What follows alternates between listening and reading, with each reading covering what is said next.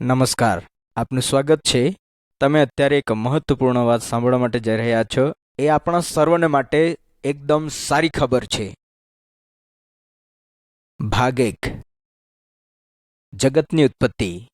ઉત્પત્તિ 1 થી પહેલી કલમથી 5 સુધી. ગીતશાસ્ત્ર 90 અધ્યાય બીજી કલમ. સમયની શરૂઆતમાં ફક્ત પરમેશ્વર એકલો જ હતો. ત્યારે પરમેશ્વરે આકાશ અને પૃથ્વી બનાવ્યા. ધરતી પર કોઈ આકાર નહીં હતો, પૃથ્વીનો કોઈ આકાર ન હતો.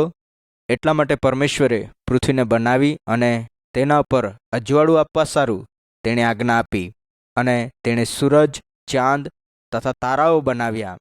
પરમેશ્વર ભલો પરમેશ્વર છે અને તે સર્વ વાતો પર રાજ કરે છે. ભાગ 2. પરમેશ્વરનું વચન. યશાયા 45 અધ્યાય 18 અને 19મી કલમ. હિબ્રુનો પત્ર 4 અધ્યાય 12મી કલમ. ગીતશાસ્ત્ર 19મો અધ્યાય 7 થી 10 કલમ. પરમેશ્વરનું વચન પવિત્ર શાસ્ત્ર બાઇબલમાં છે અને તે આપણને પરમેશ્વર અને તેના માર્ગના સંબંધમાં બતાવે છે. પરમેશ્વર સર્વ માણસોને પ્રેમ કરે છે અને તે વાત પવિત્ર શાસ્ત્ર બાઇબલમાં બતાવવામાં આવી છે. ભાગ 3. સૃષ્ટિ. ઉત્પત્તિ 1 અધ્યાય 1 થી 25 કલમ. પરમેશ્વરે સર્વ વસ્તુઓને બનાવી. તેમણે કહ્યું, થાઓ, અને તેવું જ થયું. તેણે આકાશ બનાવ્યું, તેણે સમુદ્ર બનાવ્યો. તેણે કહ્યું, કોરી ભૂમિ થાઓ, અને પછી તેણે સર્વ જીવિત વસ્તુઓને બનાવી. સમુદ્રની માછલીઓ, આકાશના પક્ષીઓ અને સર્વ જાનવરો. એ પ્રમાણે પરમેશ્વરે સર્વસ્વ બનાવ્યું. જે કંઈ પરમેશ્વરે બનાવ્યું તે સર્વ સારું હતું. ભાગ 4. આદમ અને હવા. ઉત્પત્તિ 1 અધ્યાય 26 કલમથી 21 કલમ, 2 અધ્યાય 7 કલમ, 3 અધ્યાય 24 કલમ. પરમેશ્વરે પહેલો પુરુષ અને પહેલી સ્ત્રીને બનાવ્યા. તેમને આદમ અને હવા કહ્યા. પરમેશ્વરે જે કંઈ બનાવ્યું છે તેઓને સર્વ વસ્તુઓ પર અધિકાર આપ્યો. પરમેશ્વરે તેમને રહેવા માટે એક સુંદર બગીચો આપ્યો, જ્યાં તેઓ દેવની સાથે ચાલતા વાતો કરતા હતા. તેઓ પરમેશ્વરની સાથે મિત્રતા કરતા હતા. પરમેશ્વરે તેઓને એક ઝાડનું ફળ ખાવાને ના પાડી હતી. તે સિવાય બધા જ પ્રકારના ઝાડના ફળ ખાવાની રજા આપી. શૈતાન નામનો એક દુશ્મન એ બાગની અંદર હતો. તેઓની પાસે આવ્યો. તેણે આદમ અને હવાને પરમેશ્વરની વિરુદ્ધ બળવો કરીને પાપ કરવા માટે ઉકસાવ્યા. તેઓએ ના પાડવામાં આવેલા ઝાડનું ફળ તોડીને ખાધું અને પરમેશ્વરની વિરુદ્ધ બળવો કરીને પાપ કર્યું. તેઓએ પરમેશ્વરની સાથે દોસ્તી તોડી નાખી અને પરમેશ્વરે આદમ અને હવાને સુંદર બગીચામાંથી બહાર કાઢી મૂક્યા. એ સમયથી સર્વ લોકો પરમેશ્વરની વિરુદ્ધ પાપ કર્યું અને દેવથી અલગ થઈ ગયા. એ પ્રમાણે આપણે દુઃખ, બીમારી અને મૃત્યુનો અનુભવ કરતા રહ્યા છીએ. ભાગ 5. કાઈન અને હાબેલ. ઉત્પત્તિ 4 અધ્યાય 1 થી 16 કલમ, રોમિયો 3 અધ્યાય 23મી કલમ. આદમ અને હવાના 2 દીકરાઓ હતા. તેમનું નામ કાઈન અને હાબેલ હતું. હાબેલે પરમેશ્વરને પ્રસન્ન કર્યો, પરંતુ કાઈનને નહીં. કાઈનને હાબેલ પ્રત્યે ઈર્ષા આવી અને તેણે એક દિવસ હાબેલને મારી નાખ્યો. પરમેશ્વરે કાઈનને આ કાર્યના બદલામાં સજા કરી. પરમેશ્વર જ્યારે માણસો પાપ કરે છે ત્યારે ક્રોધિત થાય છે. પરમેશ્વર મનુષ્યની સાથે ઘનિષ્ઠ સંબંધ રાખવા ઈચ્છે છે, પરંતુ પાપે હરેક મનુષ્યને પરમેશ્વરથી સંપૂર્ણ અલગ કરી દીધા છે. ભાગ 6. નૂહનું વહાણ. ઉત્પત્તિ 6 અધ્યાય 1 કલમથી 22 કલમ, 2 પિત્તર 3 અધ્યાય 9મી કલમ. ઘણી પેઢીઓ વીતી ગઈ. આદમ અને હવાના ઘણા સંતાનો થયા. સર્વએ પાપ કર્યું અને પરમેશ્વરની આજ્ઞાનું ઉલ્લંઘન કર્યું. લોકોના પાપ એટલા બધા વધી ગયા કે પરમેશ્વરે સર્વ મનુષ્યને જળ પ્રલયથી નાશ કરવાનો નિર્ણય કર્યો. પરંતુ ફક્ત એક જ વ્યક્તિ હતો જે પરમેશ્વરને પ્રેમ કરતો હતો અને તેની આજ્ઞાનું પાલન કરતો હતો. તેનું નામ હતું નૂહ. પરમેશ્વરે નૂહને એક મોટું વહાણ બનાવવા માટે કહ્યું જેથી એ જળ પ્રલયથી બચી જાય. વહાણ બનાવવા માટે ઘણા વર્ષો લાગી ગયા. જેવું નૂહે વહાણ તૈયાર કર્યું, તેણે લોકોને પરમેશ્વરના ન્યાય અને આવનાર જળ પ્રલય વિશે ચેતવણી આપી. તો પણ લોકો નૂહની ચેતવણી પર વિશ્વાસ નહીં કરતા અને પોતાના દુષ્ટ કર્મો પર તેઓ લાગુ રહ્યા અને તે કામો તેઓએ છોડ્યા નહીં. ભાગ 7. જળ પ્રલય. ઉત્પત્તિ 7 અધ્યાય 1-24 કલમ. પરમેશ્વર સર્વ પ્રકારના જાનવરોને નૂહની પાસે લાવ્યો અને નૂહે તે સર્વને વહાણની અંદર લઈ લીધા. અને નૂહ તથા તેની પત્ની અને તેના 3 દીકરા અને તેમની 3 પત્નીઓ વહાણની અંદર સાથે ગયા. વહાણની અંદર જાનવરોની સાથે ફક્ત 8 વ્યક્તિઓ હતા. ત્યારે પરમેશ્વરે વહાણનો દરવાજો અંદરથી બંધ કર્યો. 7 દિવસ પછી પરમેશ્વરે પુષ્કળ વરસાદ મોકલ્યો. 40 દિવસમાં પરમેશ્વરે આખી પૃથ્વીને પાણીથી ભરી દીધી. વહાણની બહાર જેટલા લોકો હતા તે સર્વએ ઘણી વાર લગાડી દીધી હતી. તેઓ સર્વ ડૂબીને મરી ગયા, પરંતુ નૂહ અને તેનું પરિવાર બચી ગયું, કેમ કે તેઓએ પરમેશ્વર પર વિશ્વાસ કર્યો અને તેની આજ્ઞાનું પાલન કર્યું. ભાગ 8. ઇબ્રાહિમ, સારા અને ઈસાક. ઉત્પત્તિ 9 અધ્યાય 18-19 કલમ, 17 અધ્યાય 1-8 કલમ, 21 અધ્યાય 1-7 કલમ, માંથી 1 અધ્યાય 1-16 કલમ. ઘણા બધા વર્ષો પછી નૂહના દીકરાઓની ઘણી બધી જાતિઓ બની ગઈ. તેમાં ઇબ્રાહિમ તેમના સંતાનોમાંનો એક હતો. એ એવો વ્યક્તિ હતો જે પરમેશ્વરને પ્રેમ કરતો હતો અને તેની આજ્ઞાઓનું પાલન કરતો હતો. પરમેશ્વરે ઇબ્રાહિમની સાથે વાયદો કર્યો કે તેના સંતાનો એક મોટી જાતિ બનશે. ઇબ્રાહિમ અને સારાના કોઈ દીકરાઓ ન હતા, તો પણ પરમેશ્વરના વાયદા ઉપર વિશ્વાસ કર્યો. ઇબ્રાહિમને બીજી સ્ત્રીઓના સંતાનો હતા. તેમાં ઇસ્માઇલ એક હતો. તે આરબ જાતિઓનો પિતા થયો. જ્યારે ઇબ્રાહિમ અને સારા વૃદ્ધ થયા હતા ત્યારે પરમેશ્વરે તેમને જે વાયદો કર્યો હતો તે પુત્ર પેદા થયો. તેનું નામ તેઓએ ઈસાક રાખ્યું. પરમેશ્વરે ઈસાક અને તેના સંતાનોની મારફતે સર્વ લોકોને આશીર્વાદ આપવાનો વાયદો કર્યો. ભાગ 9. મૂસા અને પરમેશ્વરના નિયમો. નિર્ગમન 19 અધ્યાય 1-25 કલમ, 34 અધ્યાય 27-32 કલમ. ઈસાકના સંતાનો પણ એક મોટી જાતિ બની અને તેઓ ઇઝરાયેલ કહેવાયા. મૂસા ઈસાકના સંતાનોમાંનો એક હતો. તેણે પરમેશ્વર પર વિશ્વાસ કર્યો અને તેની આજ્ઞાઓનું પાલન કર્યું. પરમેશ્વરે મૂસાને પહાડ પર બોલાવ્યો અને તેણે તેની સાથે વાતો કરી. પરમેશ્વરે મૂસાને નિયમશાસ્ત્ર આપ્યું જેથી કરીને લોકોને તે શીખવાડે. મૂસા પહાડ નીચે શિલાપાટો ઉપર લખેલા પરમેશ્વરના નિયમોને લઈને નીચે આવ્યો. પરમેશ્વર ચાહે છે કે દરેક વ્યક્તિ તેના નિયમોનું પાલન કરે. ભાગ 10. 10 આજ્ઞાઓ. નિર્ગમન 20 અધ્યાય 1-17 કલમ. પરમેશ્વરે જે નિયમો મૂસાને આપ્યા હતા તેઓ સારા હતા. જે કોઈ તે નિયમોનું પાલન કરે છે તેઓ પરમેશ્વરના આશીર્વાદોને પ્રાપ્ત કરે છે. પરમેશ્વરના આ નિયમો છે. આપણે ફક્ત એક સાચા પરમેશ્વરના પ્રેમ કરનારા વ્યક્તિ તરીકે બનવું જોઈએ. ફક્ત તેમની જ આરાધના અને આજ્ઞાનું પાલન કરવું જોઈએ. કોઈ પણ પ્રકારની મૂર્તિ બનાવીને તેની આગળ નમવું ન જોઈએ. પરમેશ્વરનું નામ આદરની સાથે લેવું જોઈએ. અઠવાડિયાનો એક દિવસ વિશ્રામ રાખવો, જેમાં પરમેશ્વરનું ભજન કરવું.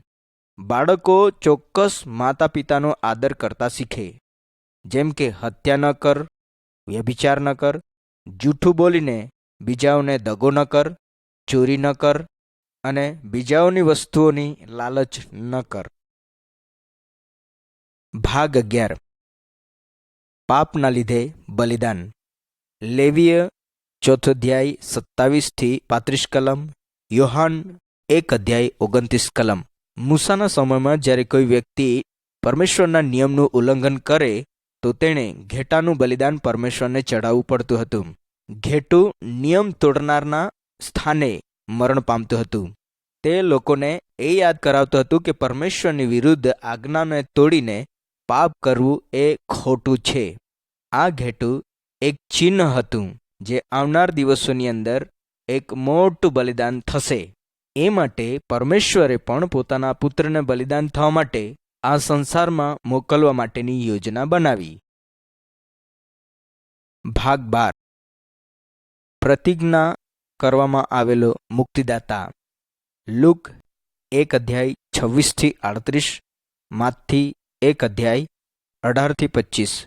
ઘણા વર્ષો પછી એક જુવાન કુમારી મરિયમની પાસે સ્વર્ગથી સ્વર્ગદૂત મોકલવામાં આવ્યો. મરિયમની સગાઈ યુસુફ નામના એક વ્યક્તિની સાથે થઈ હતી. સ્વર્ગદૂતે મરિયમને કહ્યું, તું પરમેશ્વરની કૃપા પામી છે. તને એક પુત્ર થશે અને તું તેનું નામ ઈસુ પાડશે. મરિયમે કહ્યું, એ કેવી રીતે શક્ય બને, કારણ કે હું અત્યાર સુધી કુંવારી છું. સ્વર્ગદૂતે કહ્યું, પવિત્ર આત્મા તારા પર આવશે અને જે તારાથી ઉત્પન્ન થશે તે પવિત્ર દેવનો દીકરો કહેવાશે. સ્વર્ગદૂતે સ્વપ્નમાં દર્શન દઈને યુસુફને કહ્યું કે, યુસુફ, મરિયમ તારી પત્નીને તેડી લાવવાને બીસ નહીં, કેમ કે તેને જે ગર્ભ રહ્યો છે તે પવિત્ર આત્માથી છે. તે એક પુત્રને જન્મ આપશે અને તું તેનું નામ ઈસુ પાડશે. ઈસુનો નામનો અર્થ થાય છે છોડાવનાર. પછી યુસુફે મરિયમને પત્ની તરીકે સ્વીકાર કરી લીધી. ભાગ 13. ઈસુનો જન્મ. લુક 2:1-20 કલમ. લગભગ તે સમયે રાજાએ એવી જાહેરાત કરવી કે તેમના પૂર્વજોના નગરમાં જઈને તેઓના નામની નોંધણી કરાવી અને તે હુકમ બહાર પાડ્યો. મરિયમ અને યુસુફ બેથલેહેમની યાત્રા કરીને તેઓ ત્યાં પહોંચ્યા અને ત્યાં તેઓને રહેવા માટે ગભાણ સિવાય ધર્મશાળામાં તેઓને જગા ન મળી. તેથી મરિયમે તે જગા પર બાળક ઈસુને જન્મ આપ્યો. તે દેશમાં ઘેટા પાડકો રાત્રે ખેતરમાં રહીને પોતાના ટોળાને ચરાવતા હતા.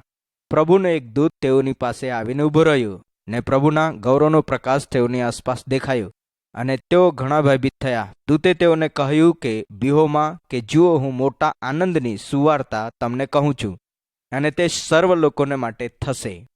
આજ તમારે સારું મુક્તિદાતા ખ્રિસ્ત પ્રભુ જન્મ્યો છે. અને અચાનક ઘણા બધા સ્વર્ગદૂતો ગીત ગાઈને પરમેશ્વરની સ્તુતિ કરતા આકાશમાં દેખાયા અને ઘેટા પાડકોએ એકબીજાને કહ્યું કે આવો આપણે પણ બેથલેહેમમાં જઈને આ વાતોને જોઈએ.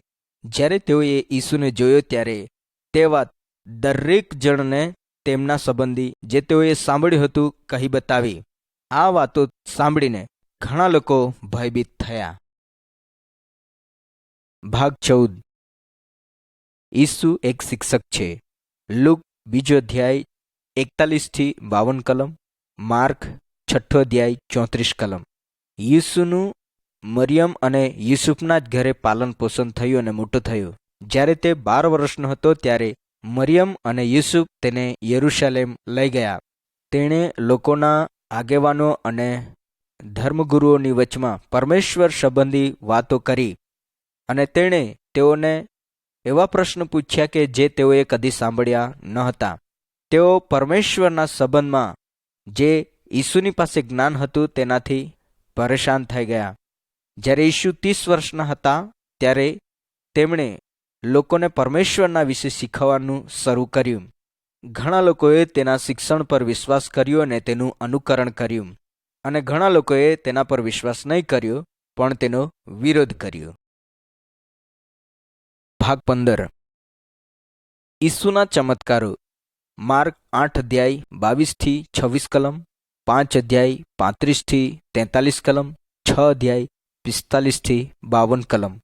ઈસુની પાસે પરમેશ્વરનું મહાન સામર્થ હતું. તેમણે ઘણા ચમત્કારો કર્યા. તેમણે બીમારોને સાજા કર્યા, આંધળા લોકોને દેખતા કર્યા અને તેણે મરેલા માણસોની સાથે વાત કરી અને તેઓ જીવિત થયા. તેણે તૂફાનોને શાંત કર્યા અને પાણી પર ચાલ્યા. જ્યારે લોકોએ આ ચમત્કારો જોયા ત્યારે ઘણાએ તેના પર વિશ્વાસ કર્યો કે તે પરમેશ્વર દ્વારા મોકલાયેલો છે. જે કંઈ ઈસુએ કહ્યું અને કર્યું તેને જોઈને લોકો પરેશાન હતા. ઈસુની પાસે આપણને મદદ કરવાની તાકાત સામર્થ છે. ભાગ 16. ઈસુએ દુઃખ ઉઠાવ્યું. માથી 27:11-31 કલમ. ઈસુએ ઘણા ચમત્કારો કર્યા અને ઘણા લોકોએ તેનું અનુકરણ કર્યું. તેણે ઘણા લોકોને સહાયતા કરી અને પરમેશ્વરના માર્ગનું શિક્ષણ આપ્યું. ઈસુ પરમેશ્વરનો પ્રેમ બતાવવા માટે અને તેઓને ફરી પરમેશ્વર તરફ લાવવા માટે આવ્યો. જ્યારે ધાર્મિક આગેવાનોએ ઈસુ પ્રત્યે ઈર્ષા કરી અને ઈર્ષાથી ભરાઈ ગયા અને તેઓએ તેઓના હૃદયોને કઠોર કર્યા અને તેઓએ વિશ્વાસ નહીં કર્યો કે તે પરમેશ્વરથી મોકલાયેલો છે. તેઓએ નકાર કર્યો કે તેઓએ પરમેશ્વરના નિયમને તોડીને પાપ કર્યું છે. એ જ આગેવાનોએ ઈસુની વિરુદ્ધમાં જૂઠું બોલીને તેને ધરપકડ કરાવ્યું. સૈનિકોએ તેને ફટકા માર્યા અને તેમના માથા પર કાંટાનું મુગટ બનાવીને મૂક્યું અને તેના ઠઠ્ઠા કર્યા. યાદ રાખો, ઈસુ પરમેશ્વરનો દીકરો છે. ઈસુની પાસે લોકોને નાશ કરવાની શક્તિ હતી, પરંતુ તેમણે તેમનો વિરોધ નહીં કર્યો, કારણ કે તેઓ જાણતા હતા કે આ પરમેશ્વરની યોજના છે. ભાગ 17. ઈસુને વધસ્તંભે જડી દેવામાં આવ્યા. માર્ક 15:22-39, પહેલો પિત્તર 2:21-24 કલમ. સૈનિકોએ ઈસુને વધસ્તંભ ઉપર ખીલા ઠોકીને ટાંગી દીધો, જ્યાં સુધી તે મરે નહીં ત્યાં સુધી. તે દિવસોમાં અપરાધીઓને આ પ્રકારની ક્રૂર સજા કરવામાં આવતી હતી. આ ત્યાંનો રિવાજ હતો. 2 અપરાધીઓને પણ ઈસુની સાથે વધસ્તંભે ચડાવ્યા હતા. ઈસુએ કોઈ જ અપરાધ કર્યો ન હતો, તો પણ તેઓએ તેને વધસ્તંભે જડ્યો. તેઓએ કંઈ પણ ખોટું કર્યું ન હતું. ઈસુએ એ સજા સહન કરી જેને યોગ્ય આપણે હતા.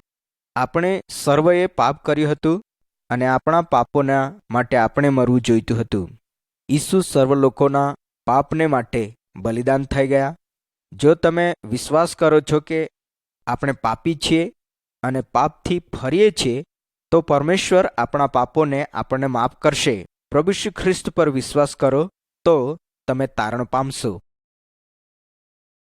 ભાગ 18.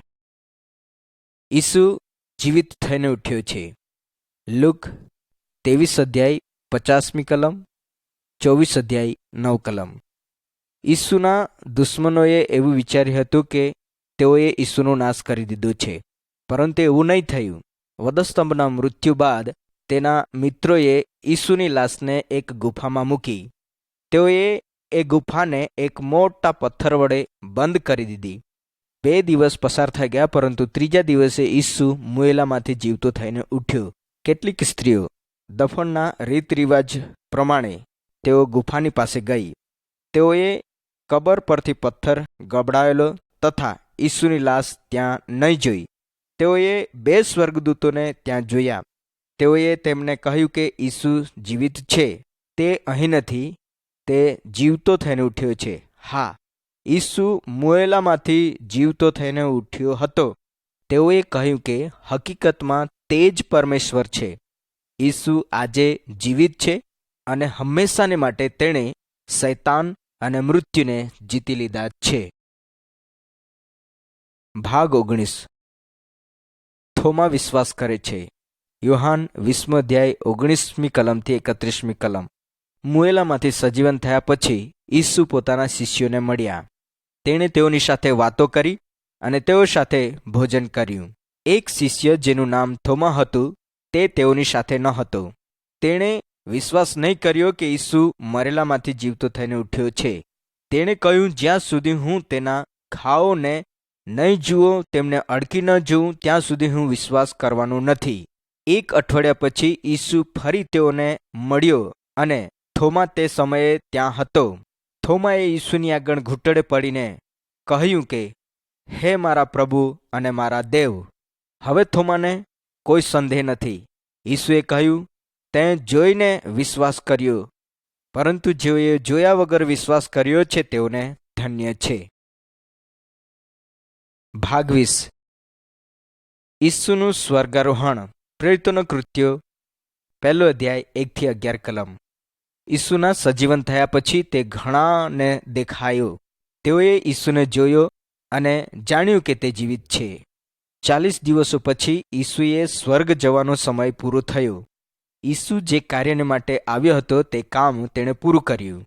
ઈસુએ કહ્યું, જાઓ અને સર્વ દેશનાઓને શિષ્ય કરો. જે મેં તમને કહ્યું છે તે સર્વ પાડતા તેઓને શીખવતા જાઓ. શિષ્યોના દેખતા તે સ્વર્ગમાં ઉઠાવી લેવાયા અને વાદળોએ તેમની નજરથી તેમને ઢાંકી દીધું. તે જ સમયે 2 સ્વર્ગદૂતો તેમને દેખાયા. તેઓએ શિષ્યોને કહ્યું કે જેમ તમે તેને જતા જોયો છે તેમ તે એક દિવસ પાછો આવશે. અત્યારે ઈસુ સ્વર્ગમાં છે. તે સર્વ વ્યક્તિ જેઓ તેના પર વિશ્વાસ કરે છે તેમના માટે જગ્યા તૈયાર કરે છે. શું તમે ઈસુ ખ્રિસ્ત પર વિશ્વાસ કરીને તેનું અનુકરણ કરો છો? શું તમે તૈયાર છો જ્યારે તે પાછો આવે ત્યારે તમે તેને મળી શકો? ભાગ 21 ખાલી વધસ્તંભ. 1 પિત્તર 3 અધ્યાય 18મી કલમ. ગલાતીયોને પત્ર 2 અધ્યાય 20મી કલમ. ઈસુ વધસ્તંભ પર શા માટે મર્યા? ઈસુ પાપીઓને પાપની સજાથી બચાવવા માટે મૃત્યુ પામ્યા. ઈસુએ કદી પાપ કર્યું ન હતું.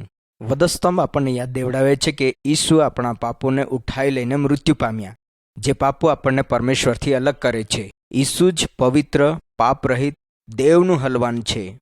તે આપણા માટે બલિદાન થયા. જ્યારે આપણે ઈસુ પર વિશ્વાસ કરીને આપણા પાપોથી પસ્તાવો કરીએ છીએ ત્યારે પરમેશ્વર આપણને માફ કરે છે. ઈસુ આપણને પરમેશ્વરના સંતાન બનાવે છે. શું તમે જાણો છો કે પ્રભુ ઈસુ ખ્રિસ્તના શિષ્ય થવાનો અર્થ શું થાય છે? આવો આપણે તેને સમજીએ. ભાગ 22 2 માર્ગ. માથી 7:13-14, યોહાન 3:16, 1 યોહાન 1 અધ્યાય 9 કલમ. ઈસુએ સનાતન જીવનના માર્ગ સંબંધી શીખવાડ્યું. દરેક વ્યક્તિ પાપના પહોળા માર્ગમાંથી જ શરૂઆત કરે છે, કેમ કે આપણે સર્વએ પાપમય સ્વભાવ જે આદમની પાસે હતો તે પ્રાપ્ત કર્યો છે. સાંકડો માર્ગ પરમેશ્વર અને સનાતન જીવન છે તેની તરફ લઈ જાય છે. ઈસુએ કહ્યું, આપણે સાંકડા માર્ગે થઈને ચાલવું જોઈએ. જ્યારે આપણે પસ્તાવો કરીએ છીએ અને વિશ્વાસ કરીએ છીએ કે ઈસુ આપણા માટે વધસ્તંભે મૃત્યુ પામ્યા, તો આપણે સાંકડા માર્ગની અંદર પ્રવેશ કરીએ છીએ. ઘણા બધા લોકો પોતાના પાપોથી પસ્તાવો કરવા માંગતા નથી. સ્વર્ગનો માર્ગ તેઓના માટે ઘણો સાંકડો છે. તેઓ પહોળા માર્ગે ચાલીને નરક તરફ, જે નાશમાં લઈ જાય છે, તેના તરફ જાય છે. તમે કયા માર્ગમાં ચાલશો? અત્યારે તમે પરમેશ્વરને કેમ ન કહો, હે પરમેશ્વર પ્રભુ, તું મહાન અને પવિત્ર પરમેશ્વર છે, પરંતુ હું માની લઉં છું, સ્વીકારી લઉં છું કે મેં પાપ કર્યું છે.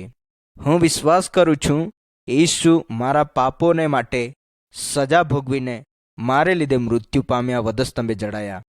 કૃપા કરીને મને માફ કરો, મને શુદ્ધ કરો અને મને તમારો દીકરો બનાવી લો. હું ઈસુના માર્ગ પર ચાલવા માંગુ છું અને જ્યારે હું મૃત્યુ પામું ત્યારે સ્વર્ગમાં તમારી સાથે રહું. ધન્યવાદ પ્રભુ.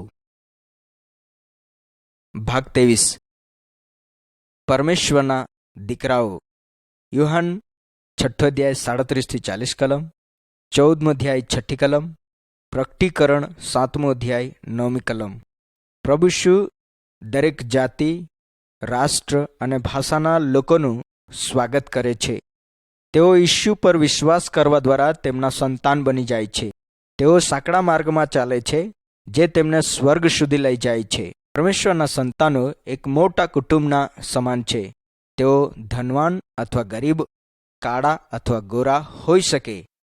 ત્યાં પુરુષો, સ્ત્રીઓ અને બાળકો છે. તેઓ સર્વને પ્રભુ શ્રી ખ્રિસ્તની મારફતે એક કરવામાં આવ્યા છે. ભાગ 24 નવો જન્મ. યોહાન 3 અધ્યાય 1-18 કલમ, તીતસ 3 અધ્યાય 4-7 કલમ, 1 પિત્તર 1 અધ્યાય 22 અને 23.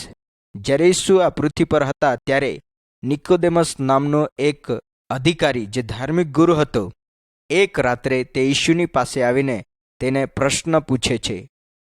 ઈસુએ તેને એક અદ્ભુત બાબત કહી.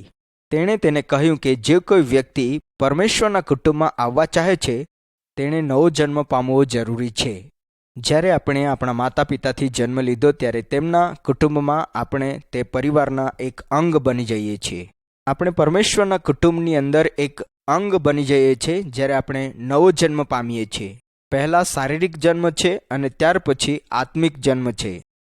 આ આત્મિક જીવન દ્વારા પરમેશ્વરનું પવિત્ર આત્મા આપણને નવું જીવન આપે છે. આ ઈસુનું જીવન છે જે આપણે તેનું અનુકરણ કરવા દ્વારા પ્રાપ્ત કરી શકીએ છીએ. આપણે નવી વ્યક્તિ, પરમેશ્વરની વ્યક્તિ બની જઈએ છીએ. ભાગ 25. પવિત્ર આત્મા આવે છે. યોહાન 14મો અધ્યાય 15-18 કલમ. પ્રેરિતોના કૃત્યો 2જો અધ્યાય 1-39 કલમ. સ્વર્ગમાં જતા પહેલા ઈસુએ પોતાના શિષ્યોને પ્રતિજ્ઞા કરી કે તે પવિત્ર આત્મા મોકલશે.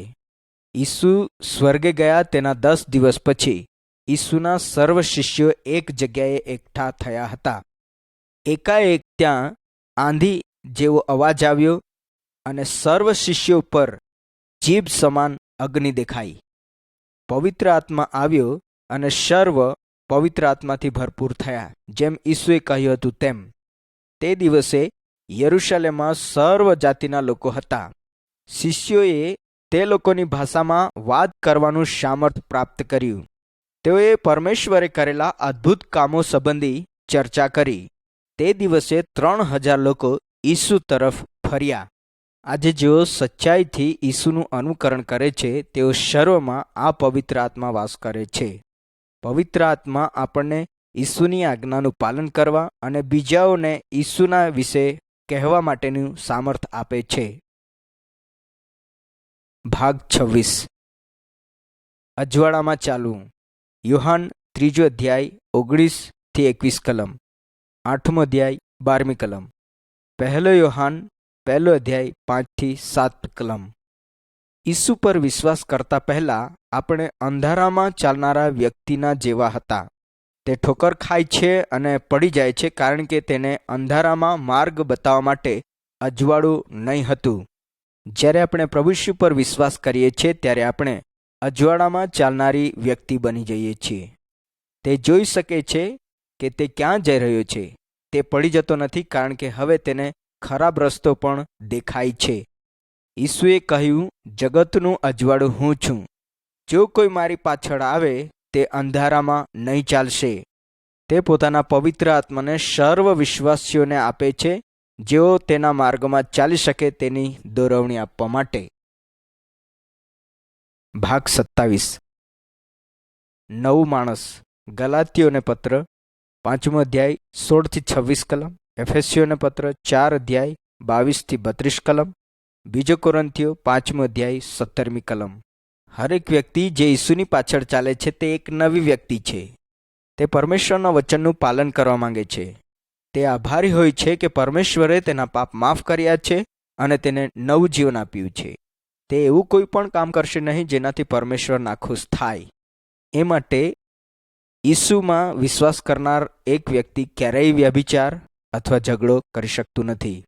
તે ચોરી પણ નથી કરતો અને તે મૂર્તિઓની પણ અને અન્ય દેવતાઓની પણ પૂજા કરતો નથી.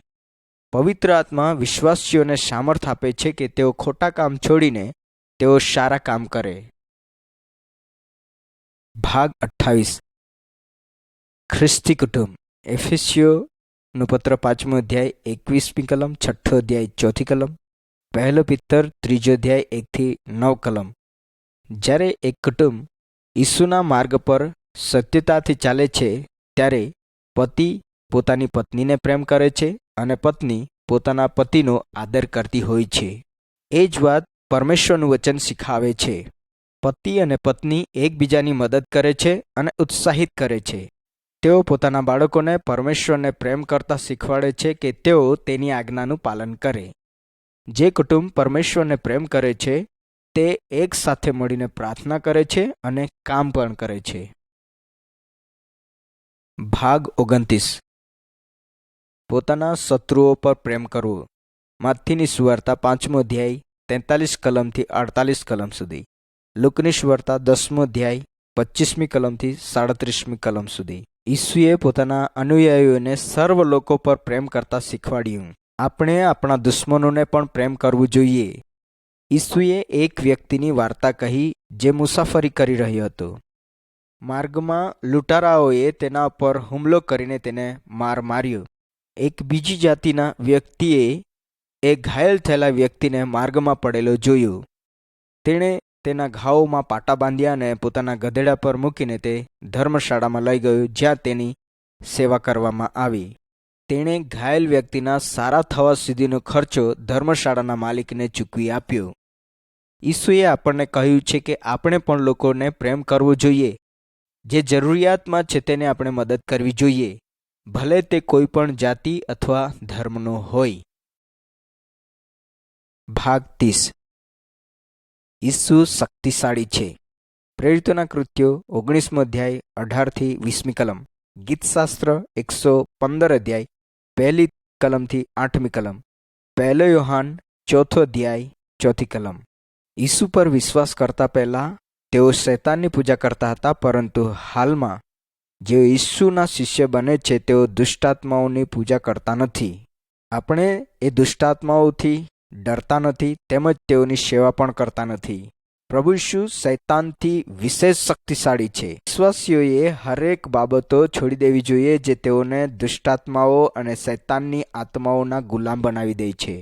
ઈસુ આપણી સુરક્ષા કરશે જ્યારે આપણે તેની પાસેથી સહાયતા માંગીએ છીએ ત્યારે. ભાગ 31. દુષ્ટાત્માઓને કાઢવા. માર્કની સુવાર્તા 5મો અધ્યાય 1 થી 20 કલમ. યાકૂબનો પત્ર 4 અધ્યાય 7મી કલમ. એક વ્યક્તિ ઘણા બધા દુષ્ટાત્માઓથી ગ્રસિત હતો. તેને સાંકળોથી અને દોરડા વડે કોઈ પણ બાંધી શકતું ન હતું, કારણ કે તેની અંદર જે દુષ્ટાત્માઓ હતી તે ઘણી શક્તિશાળી હતી. ઈસુએ તે આત્માઓને બહાર નીકળવા માટે આજ્ઞા કરી અને તેઓ નીકળી ગઈ. એ વ્યક્તિને એ આત્માઓના બંધનથી છુટકારો મળ્યો.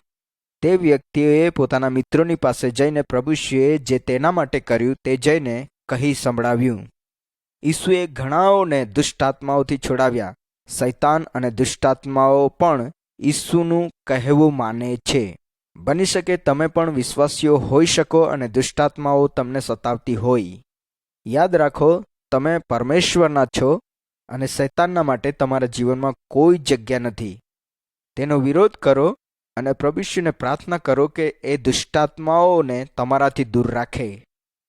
બીજા વિશ્વાસીઓને પણ કહો કે તેઓ તમારી સાથે પ્રાર્થના કરે. જ્યારે તમે તેની આજ્ઞાઓનું પાલન કરો છો ત્યારે ઈસુ તમારી સુરક્ષા કરે છે અને શૈતાન તમારું નુકસાન કરી શકતો નથી.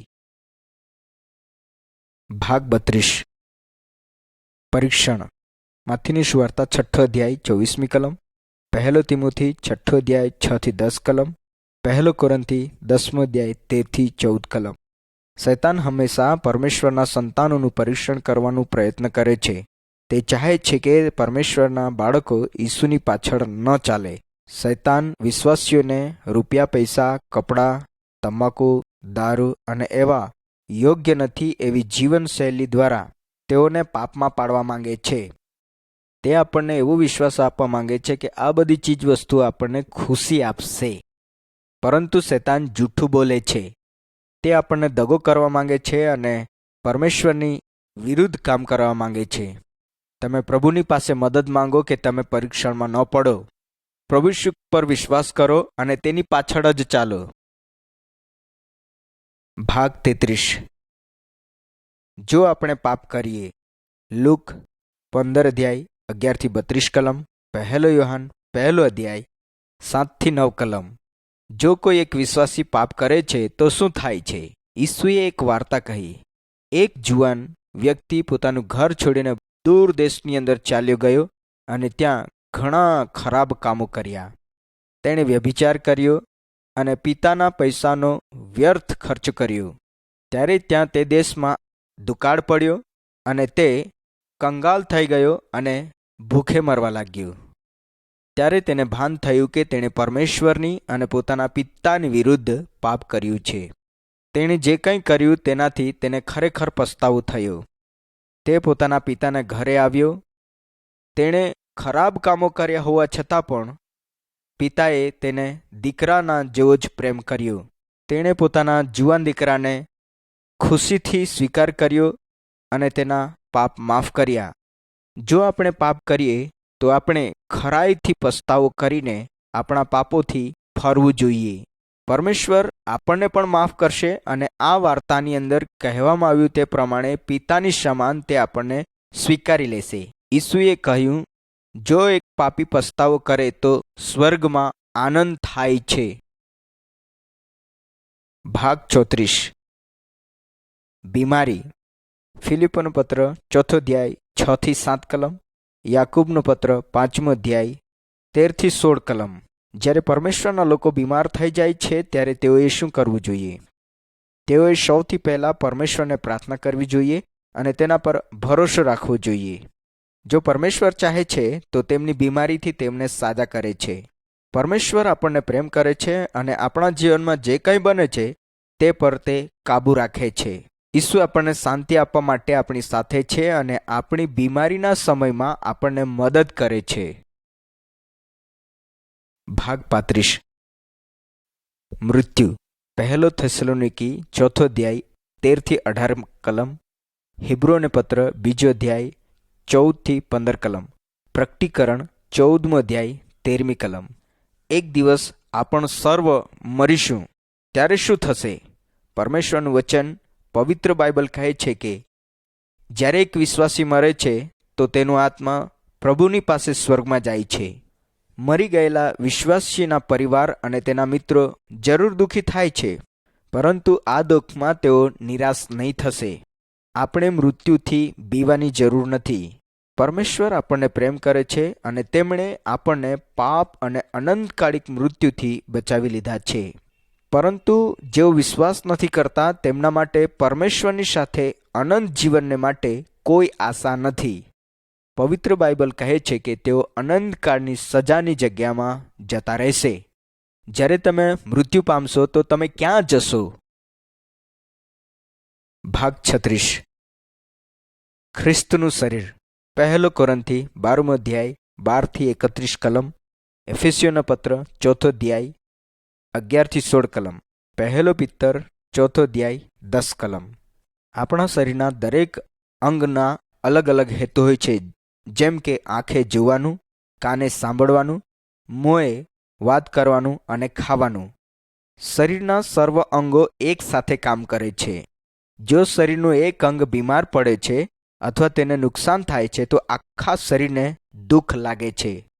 પરમેશ્વરની પાસે હરેક વિશ્વાસીના માટે કામ હોય છે. દાખલા તરીકે પ્રચાર કરવું, ગીત ગાવું, દાન આપવું, શિક્ષણ આપવું, પરોણાગત કરવી, બીજાઓને મદદ કરવી. જો એક વિશ્વાસી પોતાના કામ કરવામાં નિષ્ફળ જાય છે તો આખી મંડળીએ દુઃખ ઉઠાવવું પડે છે. દરેક વિશ્વાસીઓએ એક સાથે મળીને પરમેશ્વરનો આદર કરીને સેવા કરવી જોઈએ. ભાગ 37. ભક્તિ કરવા માટે ભેગા મળવું.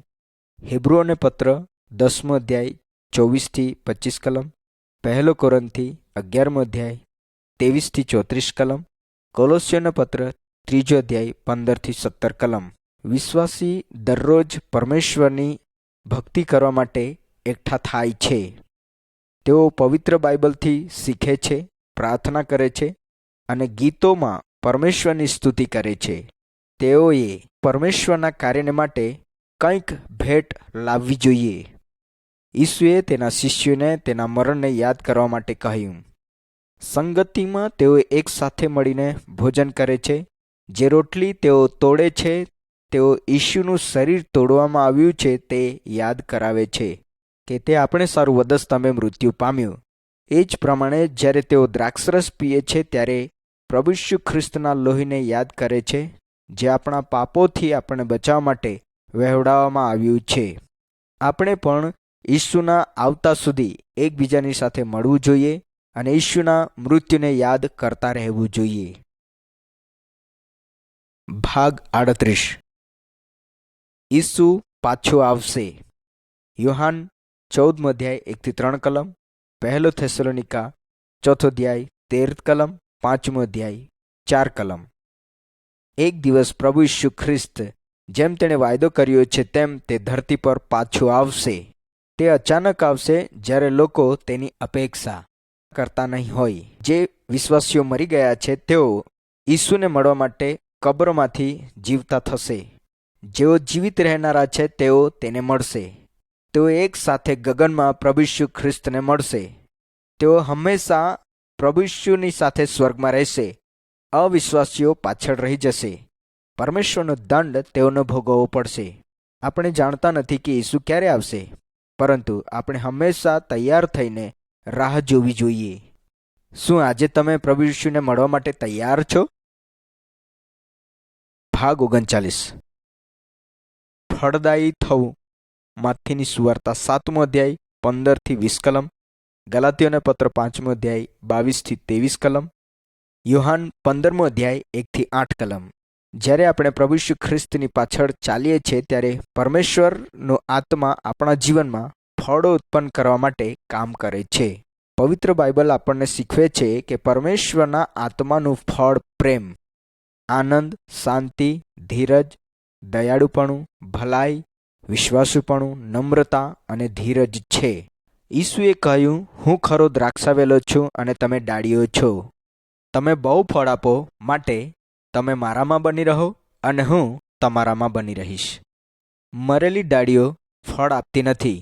તેઓને કાપી નાખવામાં આવે છે અને સળગાવી દેવામાં આવે છે. ઈસુ ચાહે છે કે તેના શિષ્યો ઘણા બધા ફળો લાવે. તે પરમેશ્વરને આદર આપે છે અને બીજાઓની મદદ કરે છે. ભાગ 40. સાક્ષી આપવી.